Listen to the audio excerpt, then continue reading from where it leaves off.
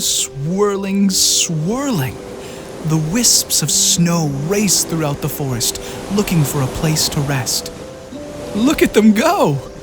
Darting about like fireflies, swirling around the trees and piling up on the pine branches.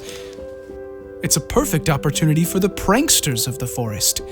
Chipmunks try to coax their gullible friends under the right spot of the tree and poof! Another chipmunk jumps on the branch high up in the tree, sending an avalanche tumbling onto the unsuspecting victim. And they can be quite clingy, hugging and hugging and hugging each other so tightly that they become icicles. They're always finding a new corner on a house. And sometimes you can even see them hanging off the crazy bearded guy who surfs Lake Superior in the middle of the winter. We're bonding, they'll tell you, but soon they will be inseparable. The icicles couldn't even dream of losing a friendship, even when Mother Nature knocks them off with a gust of wind. Down, down, down they fall until they shatter. But did you ever stop to wonder why they never let go of each other? But it's true. Oh, they love when Beaver goes skating across the pond, when he races so fast on the ice and suddenly stops, digging his claws in and sending a wave of ice through the air. Again, again, the little snowflakes cry. Well, most snowflakes have an easy time making friends with the animals of the forest, but it's not easy for everyone. Crystal, Hype, and Ammonia are restless little snowflakes. They spent all day twirling about, and now they're having a terrible time finding a place to rest. There they go, twirling through the forest looking for a furry friend. Well, look! Why, it's Lady Fox. Hello, Lady Fox. We've been twirling and twirling all day. Can we rest on your beautiful fur coat? And who are you? I'm Crystal, and this is Hype, short for hypothermia. He spends most of the time shivering. It's so cold. And that's Ammonia. I'm the same color as a banana. Yellow. The goldfinch is yellow. You're the leftovers of Monte the moose, really. Snowflakes, I say, they're proud of the strangest things. I don't think I've seen a snowflake that was anything but plain, drab and grey, like the most boring sky. Move along, snowflakes, because my fur coat is much too beautiful for you. Oh, it is quite beautiful. I'm sure the other animals in the forest adore you. Oh, they most certainly do. When I raise my bushy tail and slide it under the chin of Mr. Fox, he faints on the spot. Foxy, I am orange like the sun and red like fire. And look at my elegant black mittens. Perfect for lavish dining with the finest of foxes. How they keep me warm during the winter. And my rows and rows of razor-sharp teeth. We wish we had a beautiful coat like yours, Lady Fox. Yes, I'm sure. But pray, some things can't be changed. You are drab and dull and plain, and just looking at you for too long makes me a little gloomy. And so simple, too. Why, you're nothing more than blobs. Blobs? Yes, blobs. Blah, blah, blah, blah. Blobs. Now move along and find someone else. And so the snowflakes drifted away through the forest. And they didn't twirl quite as happily as before. And though they didn't say it in front of each other, they were wondering inside if they really were just blobs, like Lady Fox had said. But no time for that now. Look, up ahead, hiding under the trees. Why, it's Monte the moose. Hello, Monte the moose. We've been twirling and swirling around all day, and are getting tired. Can we rest on your furry brown coat?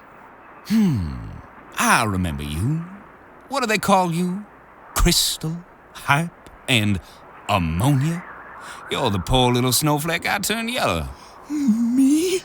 Monte the Moose thinks I'm special! Well, I didn't say that. Honestly, I find snowflakes a little, boring. They're all the same color, boring and gray. You should take lessons from the Lady Slippers or the Northern Lights. You can't turn yourself yellow, can you, snowflake? No, you did. See, I made you special and yellow just by digesting breakfast. So I guess that must mean I'm really the one that's special. Well, and just look at me. When I stand up, I tower above most of the animals in the forest. I stride through the trees with a golden crown on my head. No one has antlers like these in the forest. Why, I can plow through the piles of snow and create trails for rabbits and deer. All the animals in the forest rely on me. I wake up before the sun every morning and plow, plow, plow, plow. And I am rarely acknowledged. Well, we think you are strong, Monte. We see the way you plow through the snow day and night in order to help the others. Well, that's nice and all, but being acknowledged doesn't mean much when it comes from a blob. I think you'd better go find someone else before someone sees me talking to blobs. Blob, blob, blobs. The snowflakes scattered out of the trees, and they drifted slowly, very slowly across the gray sky. Now they didn't even speak to each other. They completely lost the will to flutter and dance about. But maybe there was still a spark left. Up ahead, they saw the dark, scary entrance to the grizzly bear den. They floated quietly into the shadows. Mr. Grizzly Bear was sleeping, his back stretching into the sky and sinking again as he snored. His paws were covered in gooey honey.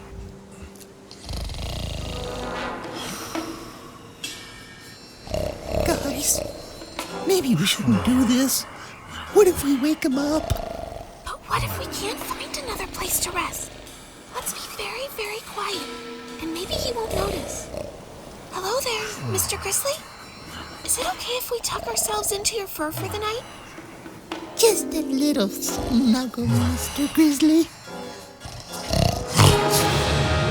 Hey, I'm sleeping. Didn't you see the sign? Don't disturb until spring. Now go away, you little... Whoa! And Mr. Grizzly roared with all his might, and he blew the snowflakes right out of his den and back into the forest. While they were twirling and twirling so fast throughout the gray sky, they all grabbed onto each other and hugged each other tight, and they snagged onto a nearby tree branch. They were so scared after meeting Mr. Grizzly that none of them wanted to let go, and so they formed a small little icicle on that pine branch. Maybe Lady Fox and Monte the Moose and Mr. Grizzly are all right. I mean, look at us. Maybe we are just little blobs. We don't have a red coat like fire. We don't have strong antlers to plow trails for all the others. We're nothing special at all. Blah, blah, blobs. Blah, blah, blobs. We're not special snowflakes. We're boring little blobs. Blah, blah, blobs. Blah, blah, blobs. We're not special snowflakes. We're boring little blobs. Blah, blah, blobs. Blah, blah, blobs. We're not special snowflakes. We're boring little blobs. Well, the more they recited this new phrase, the more the little snowflakes began to believe that they were blobs. And they continued their chant until they were in tears. Drip, drip, drip, went the little icicle. And it just so happened that underneath them was an old owl. And plop, plop, plop. The icicle dripped on his feathery head. The old owl cracked his eye open and looked up. Splat! He ruffled his feathers, trying to find a more comfortable position. And then he heard it. The chorus of the little snowflakes chanting their sad song. Blah, blah, blobs. Blah, blah, blobs. We're not special snowflakes. We're boring little blobs. Ooh, what's that? Who's singing this sad little song I hear? Boring little blobs. Tell me, why is your song so gloomy? me on this wintry evening. Since when have marvelous snowflakes such as yourselves gotten the idea that you were blobs? Lady Fox told us it was so. And Monte the Moose, who made me yellow. Lady Fox showed us her red coat like fire. Monte the Moose showed us his strong antlers. But they're right, compared to them, we are blobs. Nothing but gloomy, gray blobs. Well, 'tis true that Moose has antlers like the crown of a king, and Lady Fox can dazzle with her radiant coat. But as I am an old owl, I have been blessed and cursed with the gift of sight. I see almost everything in the forest. The comings and the goings of the animals. They do not always stop and ask me what I see, but it could have saved many of them from trouble. As I see everything, I see good and bad. And I think, I think. I sit up here and I think and think. And a curse it is when these thoughts remain alone behind my dark eyes. Because what good is seeing when it forgets teaching? Now, I've seen the three of you before.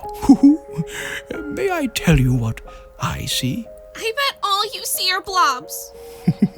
But are you sure of it? Well, fine, old owl, tell us what you see. Well, to be frank, not as much as I used to. But flutter down onto my wing and I will tell you. And so the snowflakes did as the owl asked, and they let go of each other and floated onto his wing. Oh, What? oh, well, would you look at that? What? What is it? Well, by what I can see, you don't appear to be blobs, as everyone says. Well, firstly, not one of you falls the same as each other. You all flutter a little differently, just like us owls. And far away you might look like blobs, but up close, each one of you is intricate. Now, you are all like hexagons with 6 sides, but Crystal, you have rays bursting from the center that look like a star. Hype, you have thin little lines like a dragonfly's wing. And Ammonia, pungent as you may be, yours looks like the careful work of a spider's web. And you have 6 arms that look like great pine trees. Why, I've seen a lot of snowflakes in my lifetime, and I am a pretty old owl. And I can tell you that no 2 of them have been the same. Not even one? Not even one. In fact, it saddens me that some of the other animals don't get to see what I see.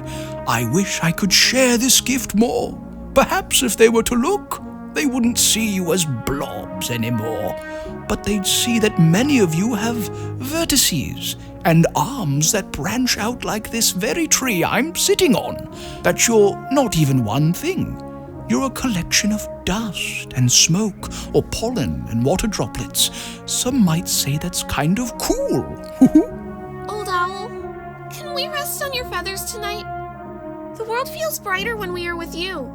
Oh, well, it might be a chilly night for me. So don't be too upset in the morning when I stretch my wings and ruffle my feathers and fly. But yes, you may rest on my feathers. And so the snowflakes snuggled into Owl's wings. But they could hardly contain their excitement, and soon they were singing about how special they were, and all the snowflakes started crowding around Old Owl. Until he was drooping and covered in snow and icicles from head to toe. I love snowflakes, but I just wish they knew my love language is acts of service. As clingy as the snowflakes were, Owl allowed it, for he had seen much and had much wisdom to give, and the snowflakes were the most eager to listen. and he would tell each one before bed how special they were. And every winter, the snowflakes would return to the owl, and they hugged him so tight they began to leave a permanent impression on him. Why the habit became so usual, the old owl turned white. And that's how he got the name, the Snowy Owl. Woohoo!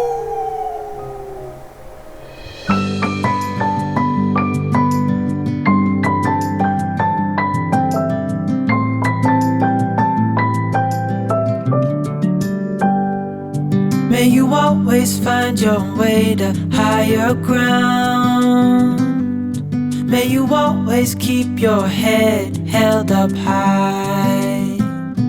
Pretty little thing, you're a diamond in the rough, shining from within. I can tell that you're tough. Just the sight of you when I'm at my weakest point makes a world of difference, so you make me strong. Pretty little thing, you're a diamond in the rough, shining from within. I can tell that you're tough. Plant your seeds and watch them grow. The light will always know where to go.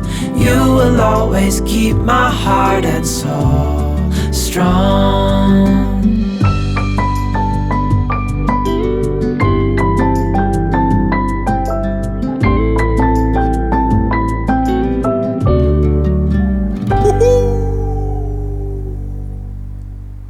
Hey everyone, I'm Matt Abeler. I'm a writer, sound designer, and occasionally a character voice with family-friendly stories. If you want to subscribe for more content, click down here. Thank you for checking out this week's adventure, and we'll hope to see you again soon.